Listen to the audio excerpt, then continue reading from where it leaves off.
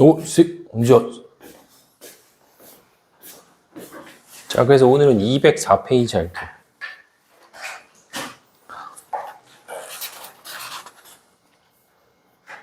왜 우울해, 넌 또?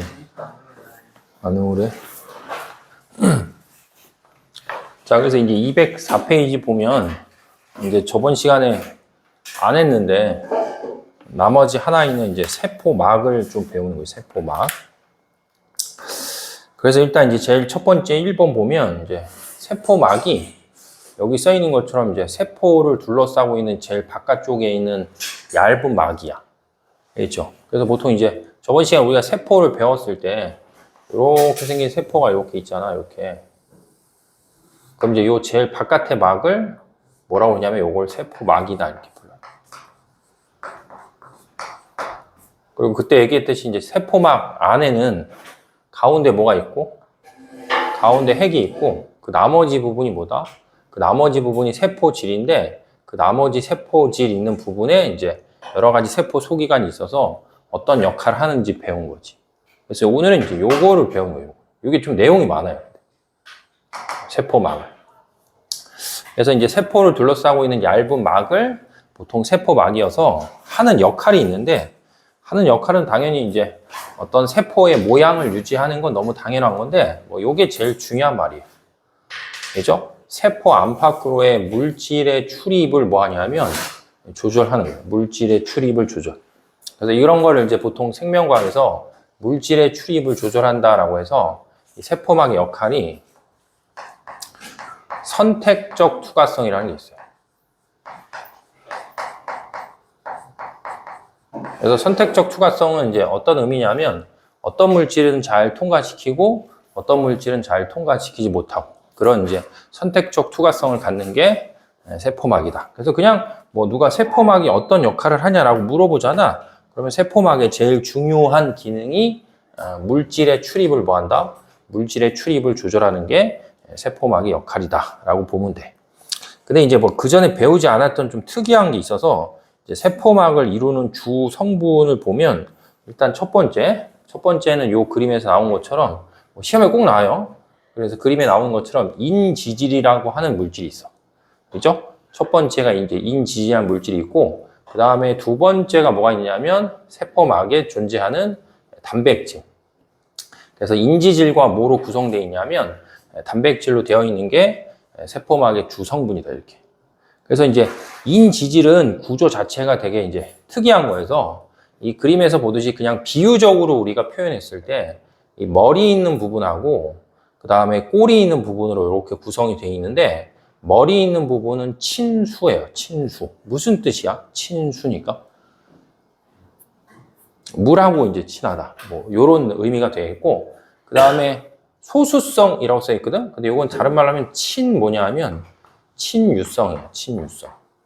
그러니까 친유성이니까 뭐하고 친한 거냐면 지방, 기름하고 친한 성분이에요. 그래서 크게 봤을 때 두 부분에 있어서 머리에 있는 부분은 물하고 친한 부분이 있고 그 다음에 꼬리라고 부르는 부분은 이제 기름하고 친한 부분으로 돼 있어서 이제 두 부분으로 구성되어 있어 보통 화학에서는 이런 것들을 계면활성제다 이렇게 불러.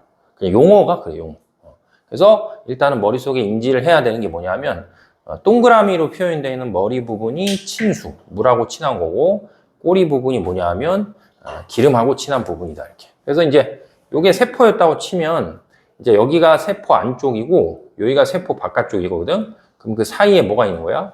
그 사이에 이제 세포막이 있는데 세포는 참고로 안쪽이 뭐가 제일 많냐면 안쪽이 물이 제일 많고 바깥쪽도 뭐하다? 바깥쪽도 물이 제일 많아요. 그렇지? 우리 몸에 제일 많은 게 물이야. 그래서 안쪽도 물이 많고 바깥쪽도 물이 많다.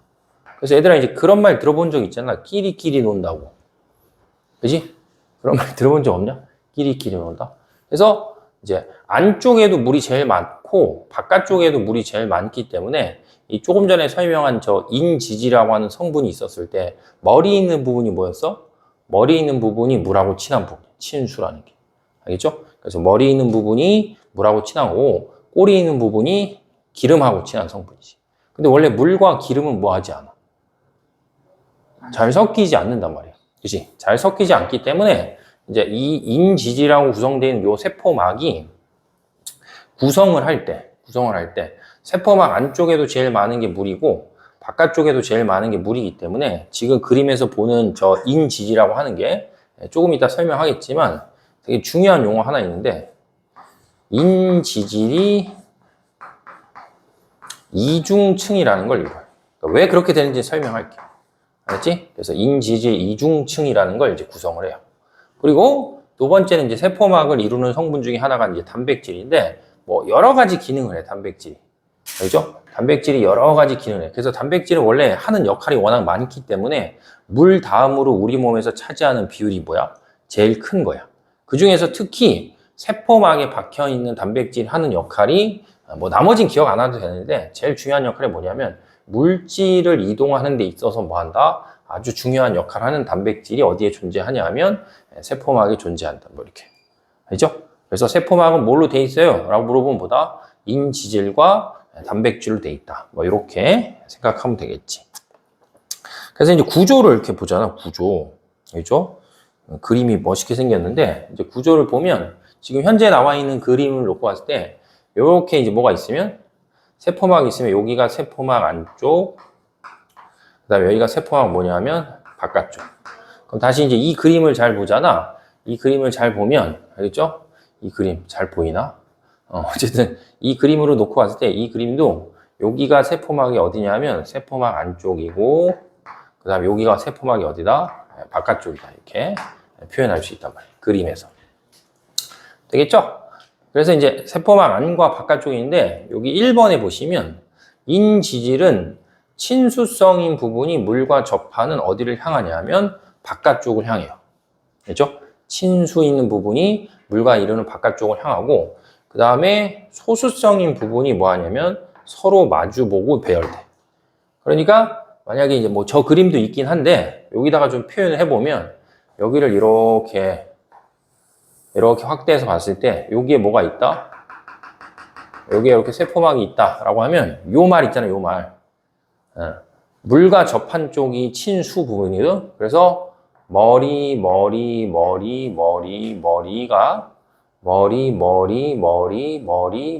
어느 쪽을 향하는 거야? 다 바깥쪽을 향하고 있어. 그러니까 바깥쪽을 향한다는 건 물하고 접해 있단 말이에요. 이렇게.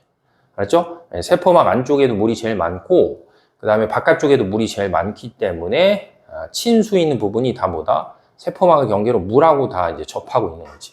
그럼 이제 꼬리에 있는 이제 소수성 있는 부분이 있잖아. 그래서 물은 기름하고 친하지 않기 때문에 기름 성분은 기름 성분들끼리 뭐 하는 거야? 기름은 기름 성분들끼리 모이는 거야. 그래서 이 막을 경계로 소수성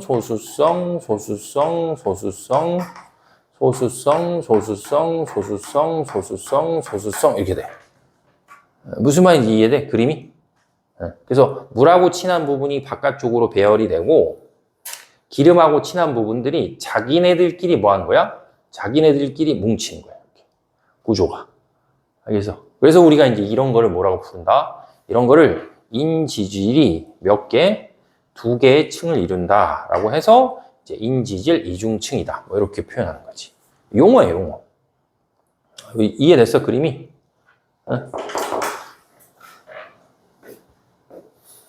자, 그 다음에 이제 두 번째는 인지질은 이제 뭐가 있냐면, 두 번째, 인지질이라고 부르는 이중층은 유동성이 있어요, 유동성. 유동성이 있다라는 건 이제 흐를 수 있는, 혹은 움직일 수 있는 뭐다? 움직일 수 있는 성질이 있기 때문에 그 세포막에 박혀 있는 단백질이 가만히 어떤 특정한 자리에 고정되어 있는 게 아니고 뭐 한다? 인지질이 유동성이 있으니까 그 흐름에 맞춰서 단백질들도 이렇게 움직일 수 있는 거지. 그래서 우리가 이게 피부가 있으면 피부를 이렇게 누르잖아. 누르면 다시 이렇게 뭐야? 튀어나오지? 이게 뭐가 있어서 그래? 야, 이게 이런 게 유동성이 있어서 그런 거야, 유동성. 그러니까 나이를 먹잖아. 나이를 먹으면 어르신들이 기름 같은 걸 잘 안 먹잖아. 그럼 체내에 지방 성분이 뭐하면? 지방 성분이 부족하면 인지질의 유동성이 떨어지니까 예를 들면 이렇게 꾹 눌렀다 손을 뭐 해도 떼도 이렇게 튀어나오지 않아. 그리고 이제 그런 거 있잖아. 니네도 아침에 막 비계 같은 걸 베고 자면 얼굴 이렇게 자국 나잖아. 근데 금방 뭐해? 금방 없어지거든? 근데 나이 먹으면 그게 뭐야? 잘 안 없어져. 피부가 탄력이 없어. 그게 다 유동성이 떨어져. 그리고 본인이 만약에 잘 이렇게 눌렀는데 자국이 나는데 잘 자국이 안 없어지잖아. 그러면 기름을 좀 더 많이 먹어야지. 아니면 개 늙었다는 뜻이야. 이미 늙은 거야, 이미. 그래서 세포막은 인지질이 이중층을 이루면서 어떤 성질을 갖고 있냐면 흐를 수 있는 성질이 있다라고 해서 이제 유동성이 있다라고 생각을 하시면 돼요. 그래서 어쨌든 모든 문제를 풀 때 선지에서 꼭 세 개를 물어봐야 되는데 첫 번째 물어보는 거는 인지질이라고 표현했을 때 인지질이 머리 있는 부분이 뭐다? 머리 있는 부분이 친수고 꼬리 있는 부분이 뭐다? 소수성이다. 그거 이제 하나 물어볼 수 있고 그 다음에 그런 인지질이 뭘 구성할 때 세포막을 구성할 때는 뭐다? 이중층을 형성한다. 이런 표현이 되고 그 다음에 마지막으로는 뭐다? 인지질 이중층은 가만히 있는 게 아니고 뭐한다? 이렇게 움직일 수 있는, 흐를 수 있는 유동성이 있다. 이제 이런 것들을 좀 기억을 하시면 되겠죠.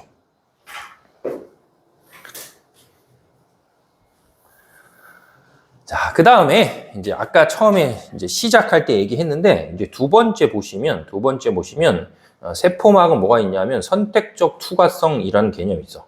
그래서 투과성은 세포막은 물질의 종류 혹은 크기 이런 거에 따라서 어떤 물질은 잘 투과를 시키고 어떤 물질은 잘 투과를 시키지 않는 성질을 갖고 있는데 그런 것들을 이제 선택적 투과성이다 이렇게 부르는 거지. 알겠죠? 참고로 선택적 투과성의 반대말은 전투과성이에요. 전부 다 통과시킨다, 이렇게. 알겠죠? 전투과성. 그래서 전투과성을 갖는 게 뭐냐면, 혹시 얘들아, 식물세포가 세포막 바깥쪽에 있는 게 뭐야? 세포벽이잖아. 그래서 그 세포벽이 대표적으로 할 때 뭐가 있다? 전투과성이에요, 전투과성. 전투과성이라는 건 아무거나 뭐 한다? 아무거나 다 통과시킬 수 있는 이제 그런 성질을 가지고 있다라고 보면 되겠지. 그래서 잘 통과시키는 물질하고 잘 통과하지 못하는 물질이 있는데 일단은 세포막을 잘 통과한다는 건 그냥 뭐다? 세포막을 그냥 이렇게 쭉 잘 지나간다는 거예요. 그렇죠? 그래서 세포막을 잘 통과하는 물질이 첫 번째 뭐냐 하면 산소나 이산화탄소와 같은 기체처럼 이 분자의 크기가 엄청 작은 애들. 알죠? 분자의 크기가 작은 애들은 세포막을 잘 통과하는 거예요. 알지? 그래서 산소, 이산화탄소 같은 기체, 알죠? 그래서 이제 이런 애들은 세포막을 뭐 한다? 세포막을 그냥 직접 지나갈 수 있고, 그 다음에 두 번째는 아까 선생님이 얘기했듯이 끼리끼리 논다 라고 표현했을 때, 세포막은 친수랑 소수성의 이 두 가지 성질을 다 갖고 있지만, 비중이 훨씬 큰 게 기름 성분의 비중이 훨씬 커, 세포막. 그렇기 때문에 세포막을 잘 통과하는 물질은 뭐다? 지질, 기름하고 잘 섞이는 뭐가 있냐면, 지방산, 알지? 지방이란 말이 붙어 있는 애들이 뭐 한다? 세포막을 잘 지나갈 수 있어요. 알지? 그 다음에 세 번째는 뭐냐면, 전하를 띠지 않는 물질. 전하를 띠지 않는 물질은 다른 말로 하면 뭐야? 중성인 입자.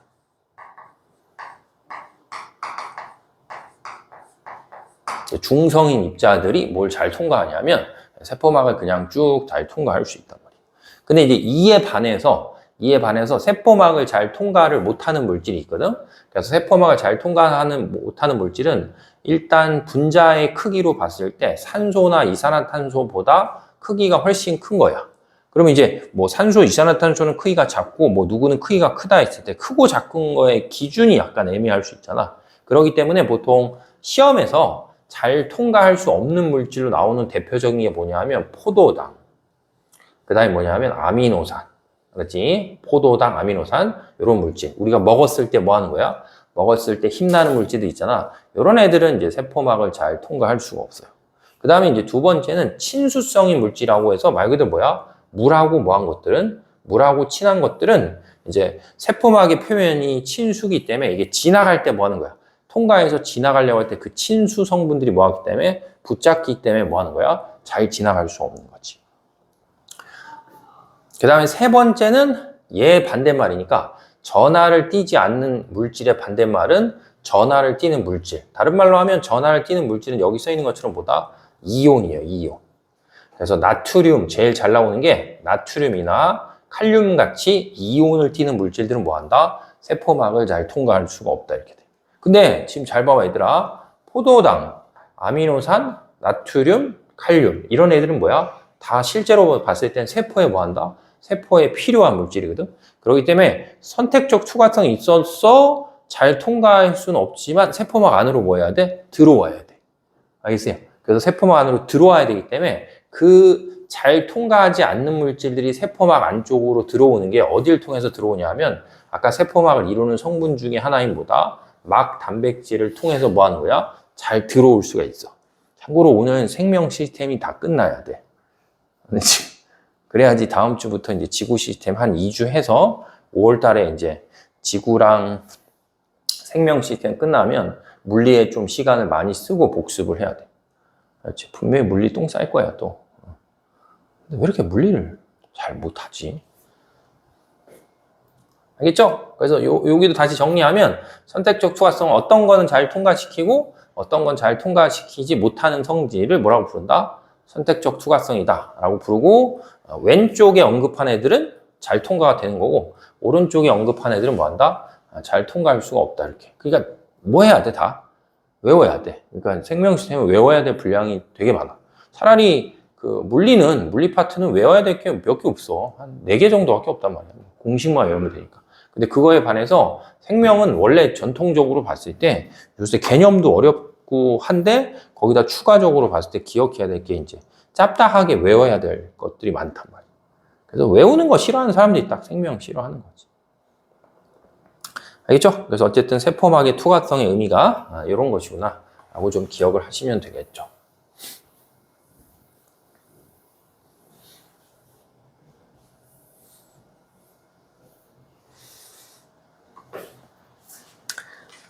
있어요.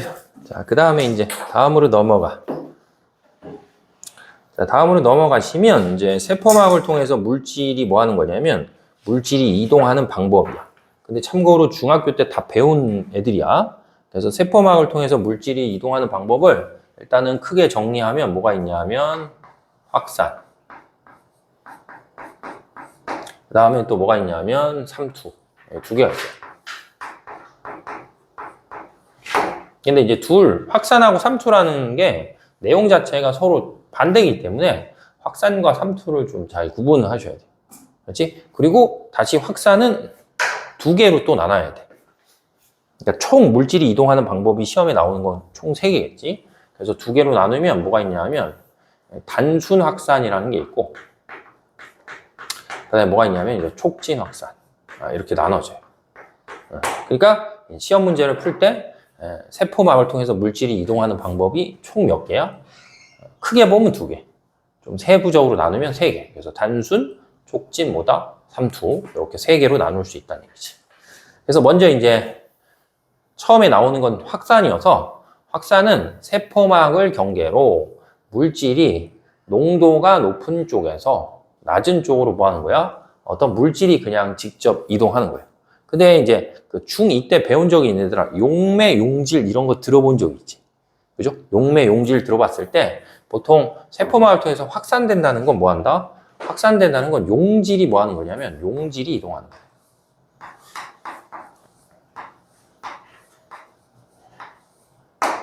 그러니까 아까 언급했던 뭐 산소, 뭐 이산화탄소, 뭐 포도당, 뭐 그다음에 뭐야? 아미노산 이런 애들이 뭐 하는 거다? 이동하는 물에 잘 녹는 물질, 용질이 뭐 한다? 용질이 이동하는 방식이 이제 확산이 돼 있고 반대로 삼투라는 현상은 용질이 아니고 뭐 하냐면 얘는 용매인 뭐가 이동하는 거냐면 물이 이동하는 방식이에요. 그러니까 다르지. 그죠? 얘는 물에 녹는 물질이 이동하는 방식이고 얘는 뭐 한다? 물 자체가 이동하는 방식이다. 그래서 서로 다른 거지. 그래서 여기 물질이 농도가 높은 곳에서 낮은 쪽으로 간다 할 때 이 물질이 일종의 뭐가 되냐면 용질이죠. 용질. 그래서 그 용질이라는 물질이 농도가 높은 쪽에서 낮은 쪽. 그지? 그럼 농도가 높은 쪽이니까 다른 말로 표현하면 용질을 기준할 때 용질의 양이 뭐한 쪽에서 용질의 양이 많은 쪽에서 용질의 양이 뭐한 쪽 용질의 양이 적은 쪽으로 뭐 하는 거야? 이동해서 간다는 얘기지. 근데 얘들아 그 중학교 때 수학 시간에 소금물 같은 거 배운 적 있잖아. 소금물의 농도. 그지? 소금물의 농도. 기억나? 민우 얘기해봐. 소금물의 농도, 식이 뭐야? 요 응. 전체 응. 질량분의 그치. 전체 용액의 질량분의 예를 들면 소금의 뭐야? 소금의 양. 그게 이제 농도란 말이야. 그러니까 여기서 용질의 양이 많고 여기서 용질의 양이 적다라는 건 다른 말로 하면 전체 용액으로 봤을 때 용질의 양이 많다라고 표현하면 이쪽이 뭐 한 거야? 이쪽이 농도가 진한 거지. 그죠? 그리고 상대적으로 이쪽 용질의 양이 적다는 건 농도가 뭐 한다? 농도가 낮다는 거지. 그래서 농도가 뭐한 쪽에서 농도가 높은 쪽에서 농도가 낮은 쪽에서 짝으로 뭐 한다? 용질이 이제 이동하는 현상이 뭐가 되냐면 확산이 돼요. 알겠지?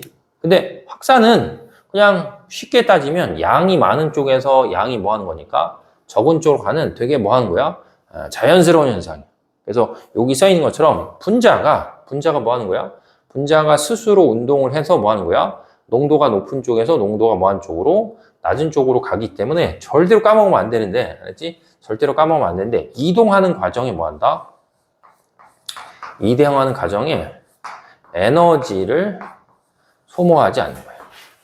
저번 시간에 혹시 우리가 배웠을 때 얘들아 그 체내 세포 내에서 에너지 생성하는 장소가 미토콘드리아였잖아. 그 미토콘드리아에서 이제 에너지 생성하는데 그 미토콘드리아에서 생성된 에너지를 뭐 한다? 에너지를 쓰지 않고 자연스럽게 용질의 양이 뭐한 쪽에서 많은 쪽에서 용질의 양이 뭐한 쪽으로 적은 쪽으로 이동하는 게 이제 확산이다. 이렇게 보면 되겠지. 근데 이제 얘는 얘하고 다른 거여서 얘는 용매가 이동하는 거거든. 그럼 용매가 이동하니까 다른 말로 표현하면 뭐가 되냐면 용매가 뭐한 쪽에서 용매가 많은 쪽에서 용매가 뭐한 쪽으로 용매가 적은 쪽으로 뭐야? 용매 자체가 움직이는 거야. 물이 가는 거야. 알지? 그러니까 다른 말로 표현하면 물이 많은 쪽에서 물이 뭐한 쪽으로 적은 쪽으로 가는 거지. 근데 물이 많다는 건 농도가 진한 거야, 묽은 거야? 물이 많으면 농도가 연한, 짠, 그지? 묽은 거잖아. 그래서 이건 다른 말로 표현하면 용매가 많다는 건 농도가 뭐한 쪽에서 농도가 낮은 쪽에서 농도가 뭐한 쪽으로 농도가 높은 쪽으로 뭐다? 물이 가는 거야. 그러니까 반대말이야. 여기서는 뭐가 가는 거고 여기는 용질이 가는 거고 여기서는 한쪽에 물이 많고 한쪽에 물이 적으면 물이 많은 쪽에서 물이 뭐한 쪽으로 적은 쪽으로 용매가 뭐한다? 용매가 이동한다. 그래서 이것도 역시 이 삼투라는 현상도 역시 뭐하기 때문에 되게 자연스러운 현상이기 때문에 얘도 역시 뭘 하지 않냐면 얘도 에너지를 소모하지 않으면서 뭐 하는 거야? 그냥 자연스럽게 물이 많은 쪽에서 적은 쪽으로 뭐 하는 거야? 그냥 쭉 가는 거지. 알겠죠? 그래서 차이점을 구분을 잘 해야 돼서 얘는 용질이 가는 거고 얘는 뭐 하는 거냐면 용매가 간다. 이제 그런 식으로 좀 구분하셔야 되겠죠. 그래서 일단 정의상으로 봤을 때 요런 게 확산이다 라고 생각을 하면 되겠지. 근데 이제 확산이 조금 전에 선생님 설명처럼 종류가 두 개가 있어서 하나는 뭐냐면 하나는 단순 확산이고 그 다음에 또 하나는 이제 촉진 확산이야. 알았지? 그럼 이제 또 다시 뭘 구분해야 돼? 단순과 촉진 이 두 개를 구분해야 되는데 단순은 뭐냐 하면 세포막을 직접 지나가는 거야. 그러니까 세포막을 직접 지나간다는 건 이제 인지질 이중층을 그냥 쑥 지나가는 게 단순 확산이야. 알지? 그러면 촉진 확산이라는 건 아까 세포막에 존재하는 종류 중에 인지질 말고 뭐가 하나 더 있었어. 단백질이 하나 더 있잖아. 그래서 촉진 확산은 막을 직접 통과하는 게 아니고 어디를 통해서 단백질을 통해서 뭐야? 이동하는 방식이 이제 촉진 확산이다 이렇게 되는 거지. 그렇죠? 그러니까 말 그대로 촉진이라는 말을 붙인 이유가 뭐냐면 세포막으로는 그냥 뭐 하기 어려운데 그냥 통과하기 어려운데 그거를 뭐 하는 거야? 촉진시켜 주는 게 단백질이야. 지나갈 수 있게. 그래서 그런 거를 보통 우리가 막 단백질 통해서 이동하는 거를 촉진 확산이다 이렇게 불러요.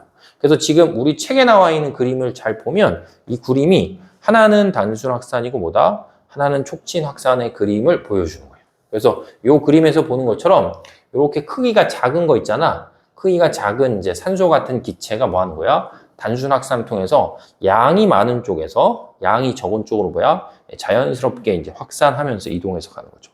그래서 그런 거를 단순 확산이다. 그래서 여기 써 있는 것처럼 물질이 인지질 이중층을 뭐 하는 거야? 직접 이동해서 가는 게 단순 확산이 되고 그 다음에 촉진 확산이라고 부르는 거는 세포막에 박혀있는 뭐다? 막 단백질을 통해서 이동하는 게 촉진 확산이어서 아까 설명한 것처럼 전하를 띠는 입자들은 뭐 할 수 없어?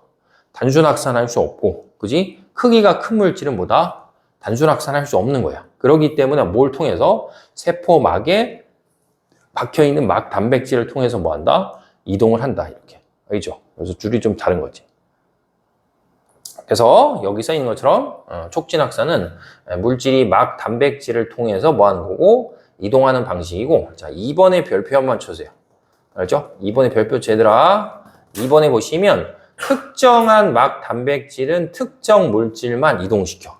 그렇지? 그러니까 학교에서 시험 문제 풀다가 만약에 지금 우리 책에 나와 있는 것처럼 이 앞쪽에 있는 요 단백질이 그림상에서 봤을 때 뭐를 이동시키는 단백질이야?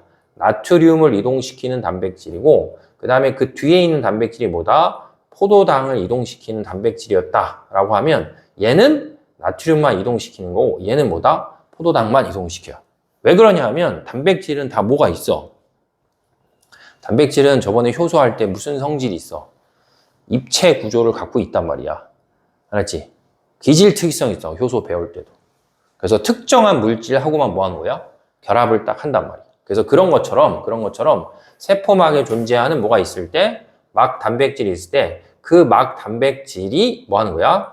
자기가 통과시킬 수 있는 물질들이 정해져 있는 거지. 아무거나 뭐야? 아무거나 무조건 다 통과시키는 거 아니지. 그죠? 그래서 특정 단백질은 특정 물질만 이동시키는, 앞에서 배웠던 약간 기질 특이성과 비슷한 형태를 좀 갖고 있다라고 보면 되겠지.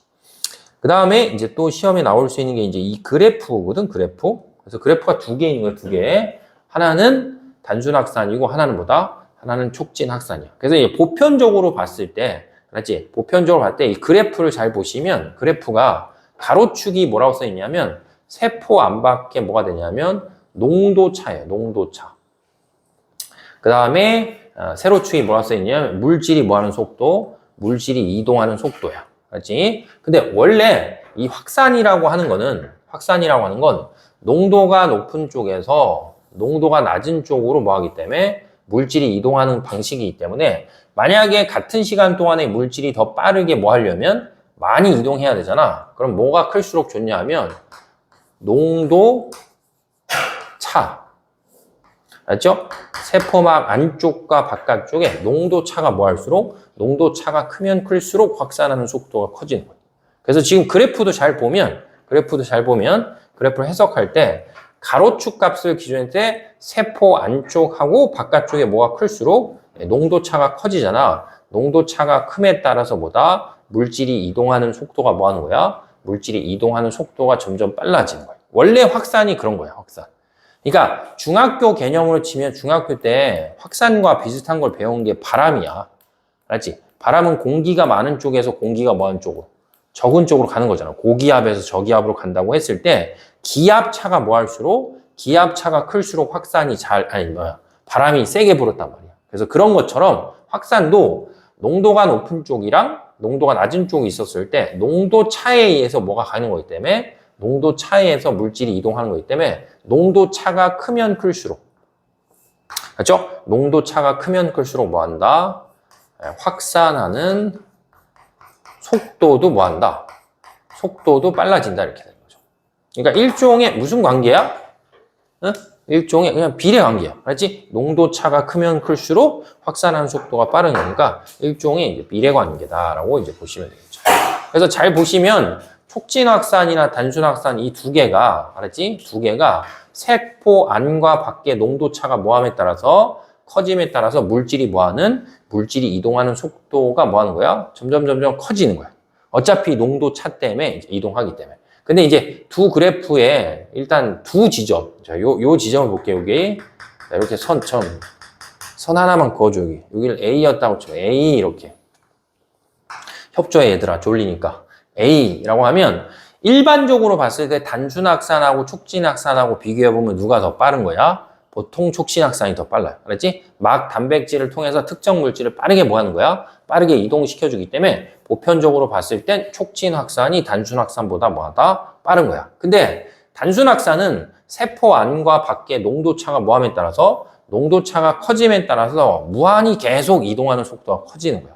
근데 촉진확산은 세포막에 박혀있는 단백질을 통해서 뭐 하는 거야? 단백질을 통해서 물질이 이동하기 때문에 그 단백질이 물질을 한 번에 이동시킬 수 있는 양이 정해져 있어요. 그래서 그걸 보통 생물학에서 우리가 포화된다라고 표현하기 때문에 촉진확산은 일정 농도 이상이 뭐야? 일정 농도 이상이 넘어서면, 그렇죠? 촉진확산은 일정 농도 이상이 넘어가면 그 막 단백질이 포화 상태에 도달하기 때문에 확산 속도가 더 이상 증가하지 않아요.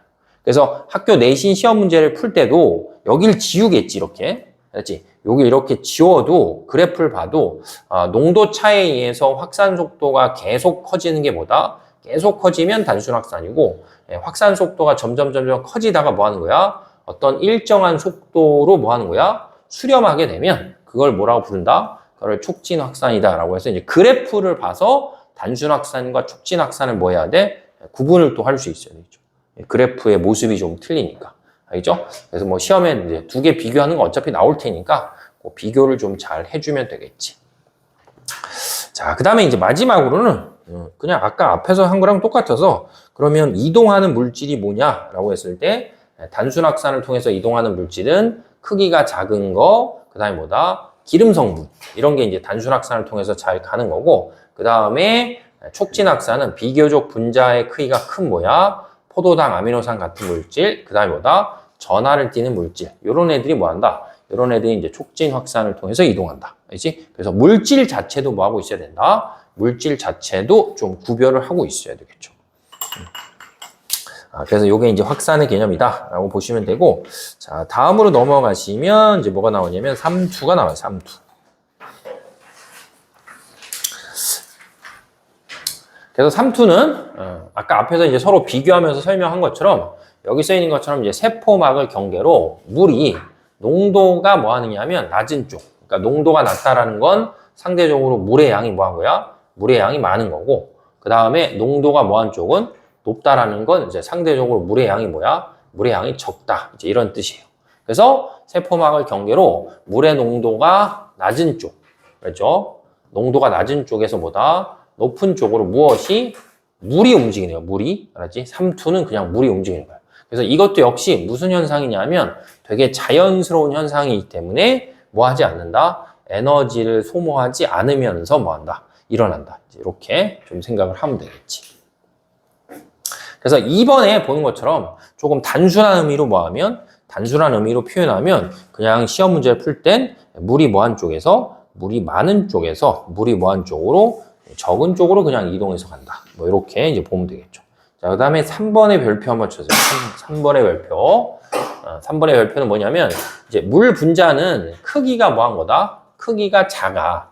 맞지? 그럼 크기가 작으면 아까 설명한 것처럼 어디를 통과할 수 있다? 인지질 이중층을 통과할 수 있어요. 근데 이제 물 자체가 뭐다? 친수야, 친수. 그렇지? 물 자체가 그냥 물이잖아. 그렇기 때문에 크기가 작아서 인지질 이중층을 직접 통과를 할 수 있는데 실제적으로 봤을 때는 그 통과하는 과정에서 이제 기름 성분들이 물 분자가 지나가는 걸 뭐야? 조금씩 방해하기 때문에 그렇게 이동하는 속도가 빠르진 않아요. 그렇기 때문에 세포막에는 뭐 한다? 또 별도로 물을 이동시키는 뭐 한다? 막 단백질이 따로 또 존재를 하는 거지. 알죠? 그래서 물이 이동시키는 막 단백질이 따로 존재해서 이제 그 단백질을 통해서 뭐 한다? 많은 양의 물 분자들이 이동해서 간다. 이렇게 생각을 좀 하면 되겠죠. 그래서 이제 이 그림을 이렇게 보잖아, 여기. 이 그림을 잘 보시면 한쪽은 농도가 낮고 한쪽은 농도가 뭐야? 높아. 알았지? 한쪽은 농도가 낮고 한쪽은 농도가 높은데 농도가 낮다라는 건 뭐가 많은 거야? 물이 많다 이런 뜻이에요. 그렇지? 농도가 낮다라는 거는 뭐가 많냐면 물이 많은 거고 상대적으로 농도가 높다라는 건 물이 뭐하다? 물이 적다 이런 뜻이에요. 그래서 이제 실험을 실제로 할 때 실험에 요 사이에 뭐가 있는 거야? 요 사이에 이제 세포막하고 똑같은 성분인 거를 사이에 뭐야? 사이에 이렇게 집어넣어 주는 거야. 그러면 한쪽은 물이 많고 한쪽은 물이 적을 때, 알았지? 한쪽은 물이 많고 한쪽은 물이 적을 때 참고로 선생님이 지금 설명하는 물이야. 용질이 움직이면 안 돼. 알았지? 용질은 확산으로 가는 거란 말이야. 선생님이 지금 설명하는 건 물이어서 한쪽이 물이 많고 한쪽이 물이 뭐하면 적으면 물이 뭐한 쪽에서 많은 쪽에서 물이 뭐한 쪽으로? 적은 쪽으로 물 분자가 뭐야? 물 분자가 이동을 이렇게 하는 거죠. 이렇게. 그래서 이제 물 분자가 이동하면 시간이 지나면 원래 물이 많았던 쪽은 물이 움직이니까 뭐야? 물이 움직이니까 얘는 이렇게 쭉 내려가는 거야, 수면이. 그럼 반대로 물이 뭐 했던 거? 물이 적었던 쪽은 물이 뭐 하기 때문에? 들어오기 때문에 얘네가 뭐 한다? 얘는 수면이 이렇게 올라가는 거죠, 이렇게. 그래서 한참 시간을 두고 이제 실험을 하잖아. 한참 시간을 두고 실험을 하면 어느 순간에, 왼쪽에 있던 농도가 낮은 용액은 물이 빠져나가니까 뭐야? 물이 빠져나가니까 이제 농도가 점점 뭐야? 진해지면서 용액의 높이가 뭐 한다? 낮아지는 거고, 그 다음에 농도가 높은 쪽은 물이 뭐 하니까? 물이 들어오니까 이제 수면이 뭐야? 수면이 올라가요, 이렇게. 그래서 한쪽은 내려가고 한쪽은 뭐 한다? 올라가. 알았지? 한쪽은 내려가고 한쪽 올라가다 보면 어느 순간에 뭐야? 얘는 더 이상 아래로 내려가지 않고 얘도 더 이상 뭐야? 위쪽으로 올라가지 않는 이제 그런 상태에 도달해요. 그래서 그런 걸 보통 화학에서 혹은 생명과학에서 평형에 도달했다는 거지. 그리고 참고로 니네는 다 중학교 때 평형을 배우고 왔어. 포화, 수증기랑 이런 거 다 평형이야. 복사평형이 다 평형이야. 알지? 그래서 얘네도 일종의 뭐가 되냐면 일종의 무슨 상태에 도달하냐면 일종의 평형 상태에 도달해. 그래서 평형 상태에 도달하기 때문에 이제 여기서 시험 문제를 뭐야? 시험 문제에서 무언가 하나 물어봐야 되는 게 꼭 있어. 알죠? 그래서 그 물어봐야 되는 걸 잘 기억을 해야 된단 말이야. 그래서 이제 그게 이제 뭐냐면 여기 선생님이 주의란에 써놓은 거거든. 주의란에. 자, 세포막을 경계로 3투에서 물이 이동할 때 물 분자는 자, 여기 밑줄 한번 그어주세요. 뭐냐면 물 분자는 뭐다? 물 분자는 항상 양방이야, 양방이야. 이제 한쪽 방향이 아니고 양방향. 그러니까 무슨 말이냐면 다시 첫 번째 설명한 걸로 되돌아오면, 알았지? 첫 번째 설명한 걸로 되돌아오면 한쪽이 지금 물이 많고 다른 쪽이 물이 적으면 물이 많은 쪽에서 적은 쪽으로 물이 뭐야? 이렇게 움직이거든? 근데 어느 쪽에서? 물이 적은 쪽에서 물이 많은 쪽으로도 뭐야? 물이 쬐끔은 가요, 이렇게. 근데 전체적으로 봤을 땐 왼쪽에서 오른쪽으로 가는 물의 양이 오른쪽에서 왼쪽으로 가는 물의 양보다 뭐하기 때문에? 많기 때문에 전체적으로 봤을 때 수면이 낮아지는 거지. 그러다가 한참 시간이 지나면 선생님이 조금 전에 얘기했듯이 무슨 상태에 도달한다? 평형 상태에 도달하잖아. 알았지? 평형 상태. 알았죠? 평형 상태에 도달해서 우리가 봤을 땐 아무 일도 없는 것 같지만 실제로 평형 상태에 도달하게 되면 무슨 일을 하냐면 양쪽에 이제 농도가 똑같은 거거든. 평형이라면. 왜냐하면 이쪽은 물의 양이 줄면서 농도가 뭐 한 거야? 농도가 진해지는 거고 여기는 물의 양이 늘면서 농도가 뭐야? 농도가 묽어지기 때문에 한참 시간이 지나면 양쪽의 농도가 똑같아진다. 이제 그럼 양쪽의 농도가 똑같아지면 우리가 봤을 때는 아무 일도 안 일어나는데 이 세포막을 경계로는 뭐다? 양쪽으로 뭐야? 양쪽으로 물이 이렇게 다 움직이는 거야. 근데 왼쪽과 오른쪽에 뭐가 똑같으니까 농도가 똑같기 때문에 왼쪽에서 오른쪽으로 이동하는 물의 양이랑 오른쪽에서 왼쪽으로 이동하는 물의 양이 뭐야? 같아. 알지? 그렇기 때문에 우리가 관찰했을 때는 왼쪽에서 오른쪽으로 가는 물의 양과 오른쪽에서 왼쪽으로 가는 물의 양이 서로 뭐하기 때문에 똑같기 때문에 아무런 변화가 없는 것처럼 보여서 그게 뭐야? 그게 평형 상태에 도달했다는 거지. 근데 끊임없이, 알았지? 끊임없이 왼쪽에서 오른쪽으로 물이 가고 다시 뭐야? 오른쪽에서 왼쪽으로 물이 이동하는 과정이 계속 일어나기 때문에 우리가 화학에서 이런 거를 멈춰있는 평형 상태가 아니고 뭐다? 끊임없이 계속 물질이 움직인다라고 해서 이런 거를 이렇게 불러요. 동적인 평형 상태에 도달했다. 그래서 시험 문제에서 반드시 물어보는데, 알았지? 시험 문제에서 반드시 물어보는 게 뭐냐면 항상 세포막을 경계로 무엇이 움직일 때, 물질이 움직일 때는 무조건 항상 양방향이에요. 양방향. 그죠? 한쪽으로만 이동하는 게 아니고 양방향성이야. 다만 우리가 이제 처음에 관찰할 때는 농도 차이가 있기 때문에 물이 이렇게 움직이는 거 관찰할 수 있는데 한참 시간이 지나면 뭐 한다? 한참 시간이 지나서 평형이 되면 양쪽으로 움직이는 물의 양이 똑같기 때문에 아무 일도 안 일어나는 것처럼 보이는 거죠. 그래서 이제 이것 때문에 시험 문제를 보통 풀면, 알았지? 시험 문제를 풀면 그 다음 페이지에 나와 있는 게 무조건 시험에 나오거든?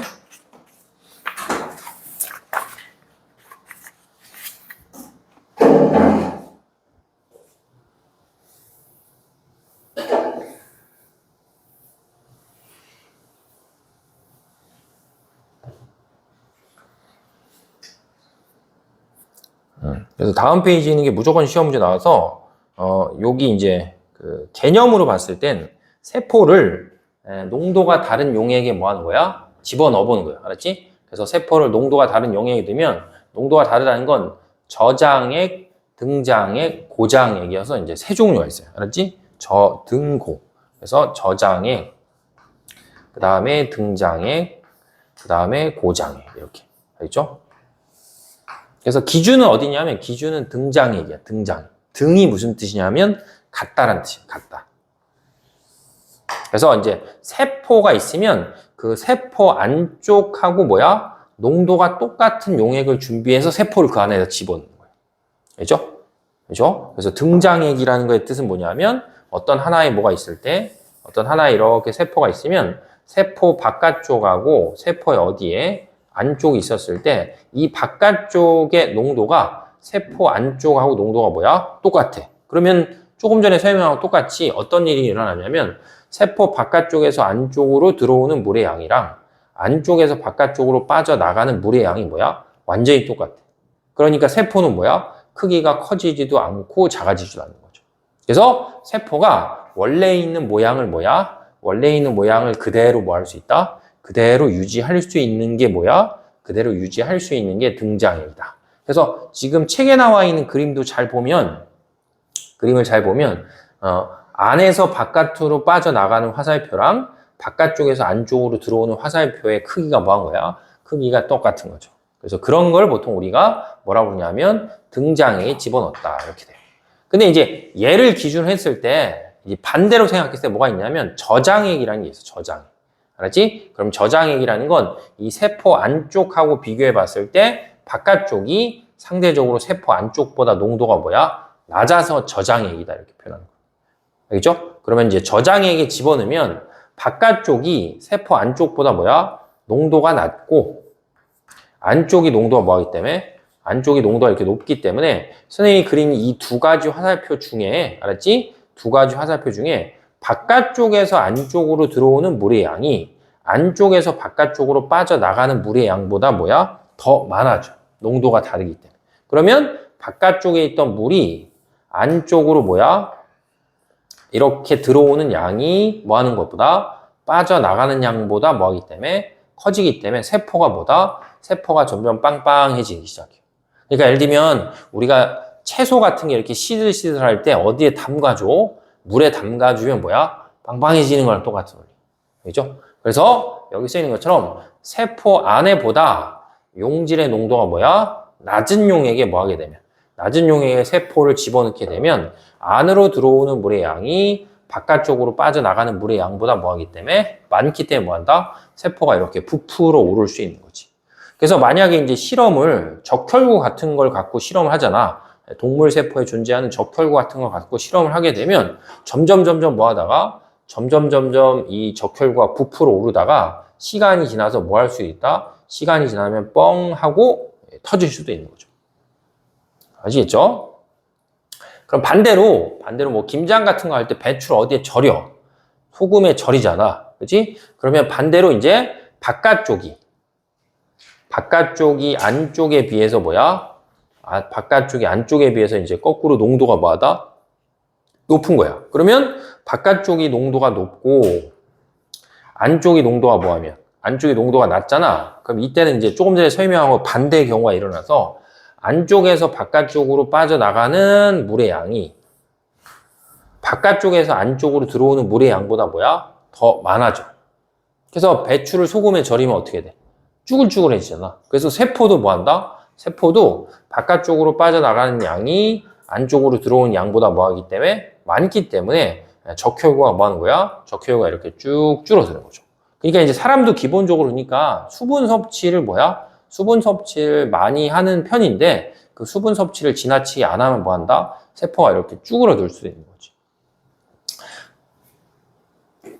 알겠죠? 그래서 이제 다시 해보면 등장액에 집어넣으면 이게 기준값이니까 아무 변화가 없는 거고 저장액에 집어넣으면 들어오는 물의 양이 뭐하기 때문에 많기 때문에 세포의 부피가 뭐하는 거야? 커지는 거고 고장액에 집어넣으면 농도가 높다라는 표현이기 때문에 빠져나가는 물의 양이 뭐해서 많기 때문에 세포의 부피가 뭐한다? 세포의 부피가 이렇게 줄어든다라고 보면 되겠죠. 그래서 최소한 저장액과 등장액과 고장액 이런 것들을 뭐 해야 돼? 이런 것들을 좀 구분할 수 있어야 되겠죠. 자, 그 다음에 이제 아래쪽에 식물 세포는 좀 약간 상황이 달라요. 그렇지? 식물 세포는 상황이 달라서 상황이 다른다는 건 식물 세포는 동물 세포하고 다르게 뭐가 있어? 이 제일 바깥에 세포를 보호하고 있는 뭐다? 벽이 하나 더 있단 말이야. 알죠? 그래서 식물 세포는 어디다 집어넣냐면 저장액에 집어넣잖아. 저장액에 집어넣으면 세포 안으로 들어오는 물의 양이 많아서 세포의 부피가 뭐야? 세포의 부피가 커지다가 절대로 뭐 하진 않는다? 얘는 터지진 않아. 알지? 바깥쪽에 세포 벽이 이렇게 딱 뭐 하고 있기 때문에 놓여져 있기 때문에 이렇게 빵빵해져도 뭐 한다? 세포 벽 때문에 이제 터지진 않겠죠. 그래서 세포 벽이 존재하기 때문에 세포의 부피가 커지다가 뭐 한다? 일정해지는 거지, 식물세포. 그 다음에 두 번째로 이제 식물세포 어디다 집어넣으면 고장액에 집어넣잖아. 그러면 빠져나가는 물의 양이 뭐 하기 때문에 많기 때문에 세포의 부피가 줄어들다가 원래는 이 세포막이랑 세포벽이랑 이게 딱 붙어 있거든? 알죠? 딱 붙어 있는데 이게 소금 같은데 뭐 하면 절이다 보면 얘가 쭉 뭐해서 쭈그러들면서 보다 세포벽과 세포막이 분리돼서 떨어지는 경우도 생길 수가 있다는 거지. 그래서 동물세포는 이제 세포벽이 없기 때문에 잘 나타나지 않는 성질이고 식물세포에서 이런 이제 현상들이 좀 뭐 할 수 있냐면 나타날 수 있구나라고 이제 보면 되겠죠. 됐죠? 그래서 이제 세포막 관련지어서는 세포막의 기본적인 특성 좀 기억하면 되고 확산, 삼투 뭐 하면 돼? 구분하고 마지막으로 이제 어차피 얘도 독단적으로 한 문제가 나올 테니까 저장액, 등장액, 고장액 넣었을 때 세포의 형태가 어떻게 변하는지를 뭐야? 조금 정리하고 있으면 되겠죠. 아셨죠? 그래서 어쨌든 세포막 해봤어요, 이제. 그래서 잠깐 쉬었다가 이제 뒤에 그 유전 정보 흐름까지 진도 나가고, 그 다음에 문제 좀 풀면서 다시 정리할게요.